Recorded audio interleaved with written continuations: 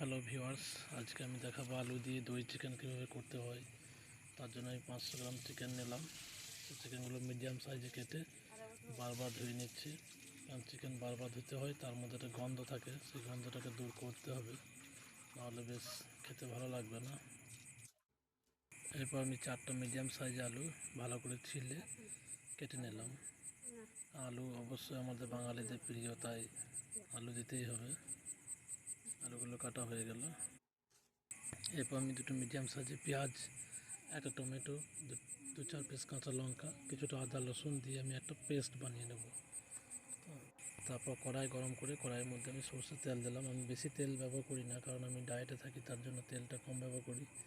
আপনারা নিজের ইচ্ছা মতন দেবেন। তারপর আমি গোটা জিরে আর শুকনো লঙ্কা দিয়ে একটু ফোড়ন হয়ে গেলে এখানে বেটে রাখা পেস্টটা আমি দিয়ে দিলাম। একটু ভেজে নেব হালকা করে। তারপর আমি এই আলুগুলো দিয়ে অনেকক্ষণ কষাবো, আলুটা ভালো করে সেদ্ধ হয়, তার জন্য একটু কষিয়ে নিতে হবে। আলু কষানো হয়ে গেছে এবং এর মধ্যে আমি 100 গ্রাম টক দই আর 10 থেকে 20 গ্রাম মতন ফ্রেশ ক্রিম ব্যবহার করলাম, সেটা আরও একবার মাখিয়ে নিলাম। তারপর চিকেনগুলো এখানে আমি দিয়ে দিলাম। চিকেনগুলো দেওয়ার পর একটু কষিয়ে নিতে হবে। কষিয়ে নেওয়ার পর এখানে আমি জিরে, হলুদ, কাশ্মীরি লঙ্কা, মিট মশলা, সাই মশলা যা দেবেন সেগুলো দিয়ে ভালো করে আবার একটু কষাইতে হবে। যতক্ষণ না জল ছাড়ছে ততক্ষণ কষিয়ে যেতে হবে। যত বেশি কষাবেন তার স্বাদ তত বেশি বাড়বে।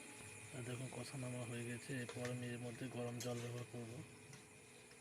গরম জল ব্যবহার করলে তো রান্নার স্বাদ ভালো আসে। তারপর আমি ঢেকে দেবো 6 থেকে 7 মিনিটের জন্য। 6-7 মিনিট হয়ে গেছে।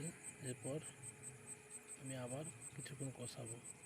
কিছুক্ষণ কষিয়ে জলটাকে একবারে মেরে দেবো, জল থাকলে হবে না। তারপর আমি এর মধ্যে ধনেপাতা দিয়ে দিলাম। বাস রেডি আমার আলু দই চিকেন রেসিপি। এভাবে আপনারা বাড়িতে বানিয়ে খান, খুব ভালো হবে। থ্যাংক ইউ, ধন্যবাদ।